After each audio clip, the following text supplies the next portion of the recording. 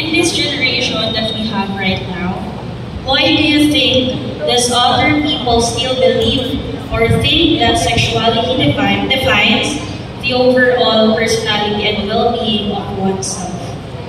Again, in this generation that we have right now, why do you think does other people still believe or think that sexuality defines the overall personality and well-being of oneself?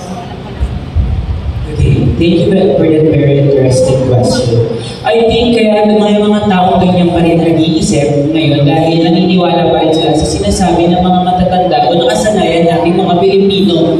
Ngunit subalit katapos, tandaan natin, sa panahon natin ngayon, dapat natin yakapin, tanggapin ang katotohanan na hindi ititignan kung anong seksualidad meron ka, kung anong klaseng tao ka, hindi ititignan kung anong nasa pagitan ng iyong mga hita, kung paano ka mabubuhay, kung paano ka makikitungo. Kaya nakakalungkot na patuloy pa rin natin nararanasan at naririnig yan mula sa ibang tao. Ngunit ngayon, nakatayo dito ako sa inyong harapan upang hikayatin kayo na tigilan na natin ang ganyang pag-iisip. Dahil sa panahon natin ngayon, ang mas maganda ay pagtanggap, pagrespeto, at higit sa lahat, pagmamahal na dapat pinapamutawi natin sa bawat isa. Maraming salamat.